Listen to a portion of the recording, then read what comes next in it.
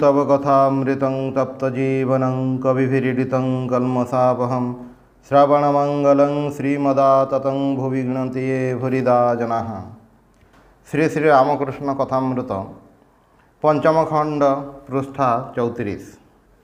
श्याम बसु कहते सूक्ष्म शरीर कहीं कौन देखाई दे पारे, कहीं कौन देखाई पारे जे सही शरीर बाहर को चली जाए। श्री रामकृष्ण कहते जो माने ठीक भक्त तांकर गरज पड़ी तुमको देखाइबा कौशल मानिला बा न मानिला तांकर की गरज। जड़े बड़ लोक हाथ में रहिबो ये सबू इच्छा तांकर न थाए। श्याम बसु कहते अच्छा स्थूल देह सूक्ष्म देह एथिरे प्रभेद कौन।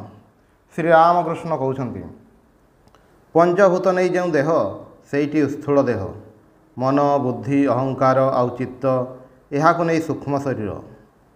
जो शरीर में भगवान आनंद लाभ हुए आउ संभोग हुए सेठी कारण शरीर। तंत्र कही भागवती तनु समस्तंकर अतीत महाकारण तुरीय मुहरे कही हुए नहीं। श्री रामकृष्ण कहते केवल शुणिले कौन हेब, किछि कर।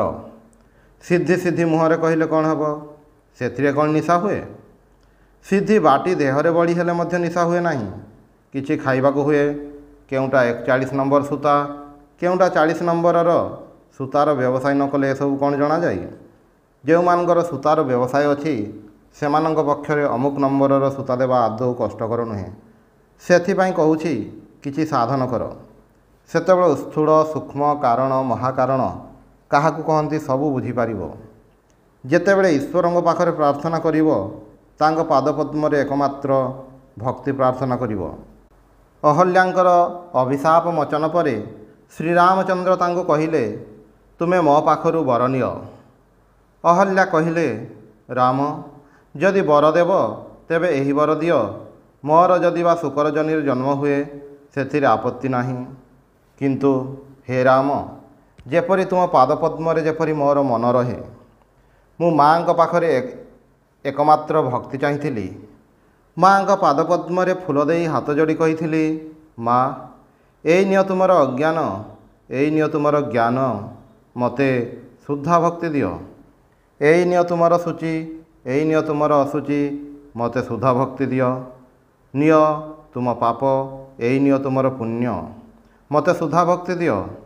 एई नियो तुमर भल, एई नियो तुमर मंद, मते शुद्धा भक्ति दियो।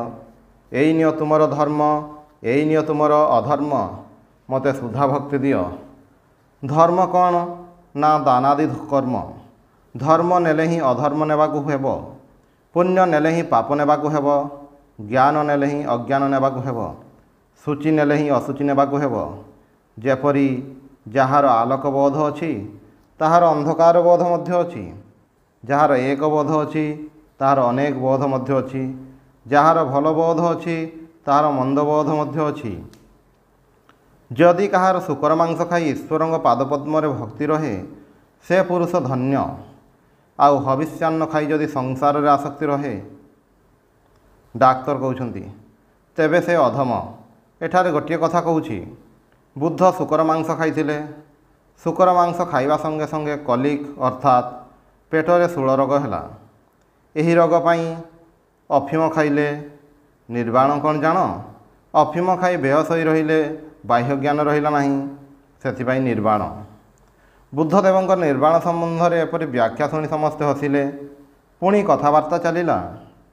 श्रीरामकृष्ण श्याम बसुंक प्रति संसार धर्म सेथिरे दोष नाही, किंतु ईश्वरंक पादपद्मरे मन रखी कामना शून्य होई कर्म करिवो।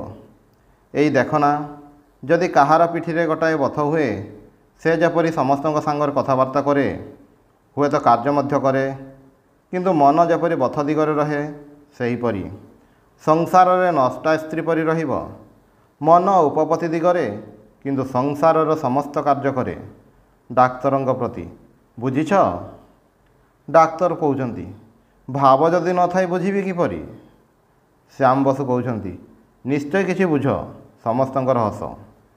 श्रीरामकृष्ण हसी हसी कहउचंती आउ एही व्यवसाय अनेक दिन धरी करुछंती, कौन कहउछ। समस्तंकर हस। श्याम बसु कहउछंती ମହାଶୟ, ଥିଓସଫି କ'ଣ କହନ୍ତି? ଶ୍ରୀରାମକୃଷ୍ଣ କହୁଛନ୍ତି, ମୋଟ କଥା ଏହି, ଯେଉଁମାନେ ଶିଷ୍ୟ କରି ବୁଲନ୍ତି ସେମାନେ ନିମ୍ନ ସ୍ତରର ଲୋକ, ଆଉ ଯେଉଁମାନେ ସିଦ୍ଧି ଅର୍ଥାତ୍ ନାନା ପ୍ରକାର ଶକ୍ତି ଚାହାନ୍ତି ସେମାନେ ମଧ୍ୟ ନିମ୍ନ ସ୍ତରର। ଯେପରି ଗଙ୍ଗା ଉପରେ ଚାଲି ଚାଲି ପାରି ହୋଇଯିବି ଏହି ଶକ୍ତି। ଅନ୍ୟ ଦେଶରେ ଜଣେ କ'ଣ କହୁଛି ତାହା କହିପାରିବା, ଏହା ମଧ୍ୟ ଏକ ଶକ୍ତି। ଏହି ଲୋକମାନଙ୍କର ଈଶ୍ୱରଙ୍କଠାରେ ଶୁଦ୍ଧ ଭକ୍ତି ହେବା କଠିନ। ଶ୍ୟାମ ବସୁ କହୁଛନ୍ତି, କିନ୍ତୁ ସେମାନେ ଅର୍ଥାତ୍ ଥିଓସଫିଷ୍ଟ ହିନ୍ଦୁ ଧର୍ମ ପୁନଃସ୍ଥାପନ କରିବାର ଚେଷ୍ଟା କରୁଛନ୍ତି। ଶ୍ରୀରାମକୃଷ୍ଣ କହୁଛନ୍ତି, ମୁଁ ସେମାନଙ୍କ ବିଷୟ ଭଲ ଭାବରେ ଜାଣେ ନାହିଁ। ଶ୍ୟାମ ବସୁ କହୁଛନ୍ତି, ମରିବା ପରେ ଜୀବାତ୍ମା କେଉଁ ଆଡ଼କୁ ଯାଏ, ଚନ୍ଦ୍ରଲୋକକୁ, ନକ୍ଷତ୍ରଲୋକକୁ ଇତ୍ୟାଦି, ଏହିସବୁ ଥିଓସଫିରେ ଜଣାଯାଏ। ଶ୍ରୀରାମକୃଷ୍ଣ କହୁଛନ୍ତି, ତା ହୋଇପାରେ। ମୋର ଭାବ କିପରି ଜାଣ? ହନୁମାନଙ୍କୁ ଜଣେ ପ୍ରଶ୍ନ କରିଥିଲା, ଆଜି କି ତିଥି? ହନୁମାନ କହିଲେ, ମୁଁ ବାର, ତିଥି, ନକ୍ଷତ୍ର ଏସବୁ କିଛି ଜାଣେ ନାହିଁ, କେବଳ ରାମଙ୍କ ଚିନ୍ତା କରେ। ମୋର ଠିକ୍ ଏହି ଭାବ। ଶ୍ୟାମ ବସୁ କହୁଛନ୍ତି, ସେମାନେ କହନ୍ତି ମହାତ୍ମା ସବୁ ଅଛନ୍ତି, ଆପଣଙ୍କର କିପରି ବିଶ୍ୱାସ? ଶ୍ରୀରାମକୃଷ୍ଣ କହୁଛନ୍ତି, ମୋର କଥା ବିଶ୍ୱାସ କରିବେ ତ ଅଛନ୍ତି। ଏସବୁ କଥା ବର୍ତ୍ତମାନ ଥାଉ, ମୁଁ ଭଲ ହେବା ପରେ ତୁମେ ଆସିବ। ଯଦି ମୋତେ ବିଶ୍ୱାସ କର, ଯେଉଁଥିରେ ତୁମର ଶାନ୍ତି ହୁଏ ତାହାର ଉପାୟ ହୋଇଯିବ। ଦେଖୁଛ ତ, ମୁଁ ଟଙ୍କା ନିଏ ନାହିଁ, ଲୁଗା ନିଏ ନାହିଁ, ଏଠାରେ ମାଗୁଣି ଦେବାକୁ ପଡ଼େ ନାହିଁ, ସେଥିପାଇଁ ଅନେକ ଆସନ୍ତି।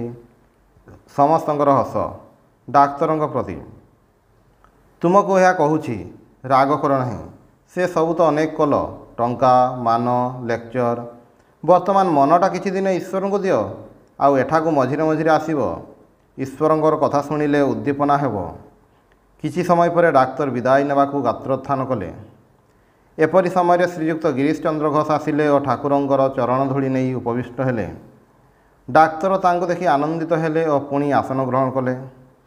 ଡାକ୍ତର କହୁଛନ୍ତି, ମୁଁ ଥିବାବେଳେ ଗିରୀଶ ବାବୁ ଆସିବେ ନାହିଁ। ଯେମିତି ଚାଲି ଯିବି ଯିବି ହେଉଛି, ସଙ୍ଗେ ସଙ୍ଗେ ଆସି ଉପସ୍ଥିତ। ସମସ୍ତଙ୍କର ହସ। ଗିରୀଶଙ୍କ ସହିତ ଡାକ୍ତରଙ୍କର ବିଜ୍ଞାନ ସଭାର କଥା ହେବାକୁ ଲାଗିଲା। ଶ୍ରୀରାମକୃଷ୍ଣ ପଚାରୁଛନ୍ତି, ମୋତେ କ'ଣ ଦିନେ ସେଠାକୁ ନେଇଯିବ? ଡାକ୍ତର କହୁଛନ୍ତି, ତୁମେ ସେଠାକୁ ଗଲେ ଈଶ୍ୱରଙ୍କର ଆଶ୍ଚର୍ଯ୍ୟ କାଣ୍ଡ ସବୁ ଦେଖି ଅଜ୍ଞାନ ହୋଇଯିବ। ଶ୍ରୀରାମକୃଷ୍ଣ କହୁଛନ୍ତି, ସତେ?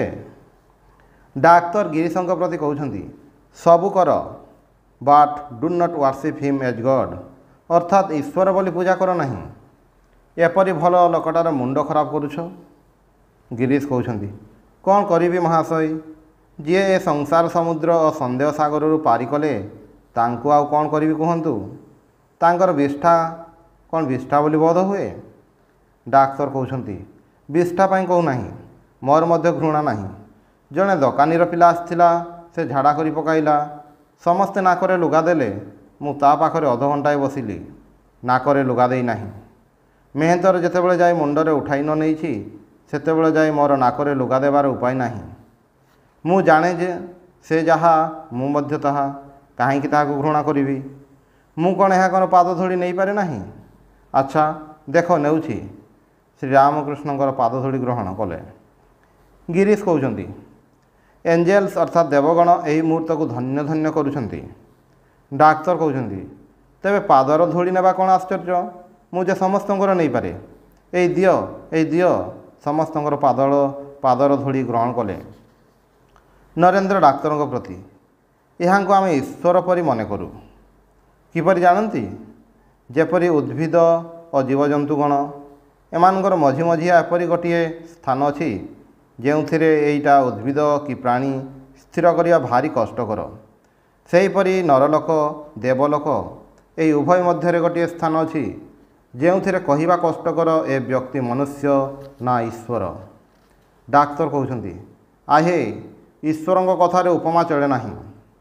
ନରେନ୍ଦ୍ର କହୁଛନ୍ତି, ମୁଁ ଈଶ୍ୱର କହୁନାହିଁ, ଈଶ୍ୱର ତୁଲ୍ୟ ବ୍ୟକ୍ତି କହୁଛି। ଡାକ୍ତର କହୁଛନ୍ତି, ସେସବୁ ନିଜ ନିଜର ଭାବ ଚାପି ରଖିବାକୁ ହୁଏ, ପ୍ରକାଶ କରିବା ଭଲ ନୁହେଁ। ମୋର ଭାବ କେହି ବୁଝିଲ ନାହିଁ। ଯେଉଁମାନେ ମୋର ପରମ ବନ୍ଧୁ ମୋତେ କଠୋର ନିର୍ଦ୍ଦୟ ବୋଲି ମନେ କରନ୍ତି, ତୁମେ ସବୁ ହୁଏତ ମୋତେ ଜତା ମାରି ତଡ଼ିଦେବ। श्रीरामकृष्ण कहते डाक्तर प्रति से कौन एमाने तुमको केते भल पाती तुमे आसब बोली मधुशଯ୍ୟା करी जागी रहती। गिरीश कहते समस्ते आपण को यत्पर नास्ति श्रद्धा करती। डाक्तर कहते मोर पुत्र मोर स्त्री पर्यंत मते मने करती स्नेह ममता शून्य कहीं मोर दोष ही से मु भाव क्या पाखे प्रकाश करे ना। गिरीश कहते तेबे महाशय आपणकर मनर कबाट खोलिबा तो भल बंधु मान प्रति अंततः कृपा करी यही मन करी जे से माने आपन को बुझी पारु नाहंती। डाक्तर कहते कौन कहबी तुम मान अपेक्षा मोर अधिक अर्थात मोर भाव हुए नरेंद्र प्रति मु एका एका बसी कांदे। डाक्तर श्रीरामकृष्ण प्रति भल तुमे भाव हेले लोकंकर देह उपर पाद दियो सेटा भल नुहे। श्रीरामकृष्ण कहते मु कौन जानीपारे जे कहार देह उपर पाद देउछि कि नाही। डाक्तर कहते ताहा भल नुहे टिके तो बोध हुए। श्रीरामकृष्ण कहते मोर भाव अवस्था मोर जहाँ हुए ताहा तुमको कौन कहबी से अवस्था पर भावे जे बोध हुए यही सकाशे रोग हेउछि। ईश्वर भाव मु उन्माद हुए उन्माद एपरी हुए कौन करी। डाक्तर कहते ए मानिछंती he expresses regret for what he does कार्यटा अन्याय एटी बोध अच्छी। श्रीरामकृष्ण नरेंद्र प्रति तू तो खूब बुद्धिमान तू कहना यह बुझाई दे।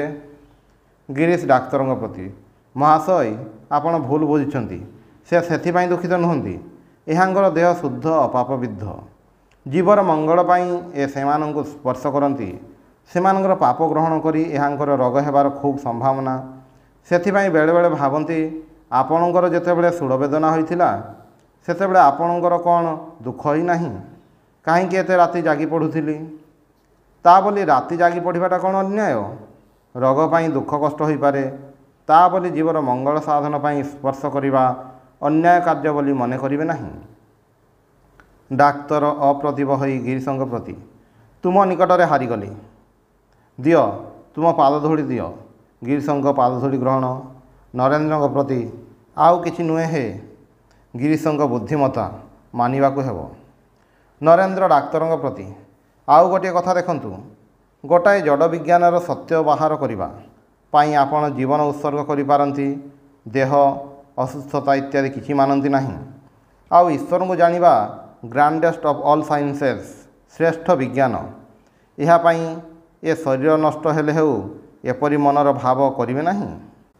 डाक्तर कहउछंती जेते धर्माचार्य होइछंती जीशु चैतन्य बुद्ध मोहम्मद एमाने सबु शेष अहंकार पूर्ण कहती मु जहाँ कहली ताहा ही ठीक एक ही कथा। गिरीश डाक्तर प्रति महाशय से दशा आपणकर मध्य होउछि से समस्तंकर अहंकार अच्छी आपण ए देश धराइबारे ठीक से ही दशा आपणकर मध्य होउछि। डाक्तर नीरव रहिले। नरेंद्र डाक्तर प्रति we offer to him worship bordering on divine worship यहाँ को आमे माने पूजा करूँ से पूजा ईश्वर को पूजा परी। ठाकुर श्रीरामकृष्ण आनंदरे बालक परी हसुचंती। ओं निरंजनम नित्यमनंतरूपम भक्तानुकंपाधित विग्रहं वै ईशावतारं परमेशमीड्यं त्वं रामकृष्णं शिरसा नमामि।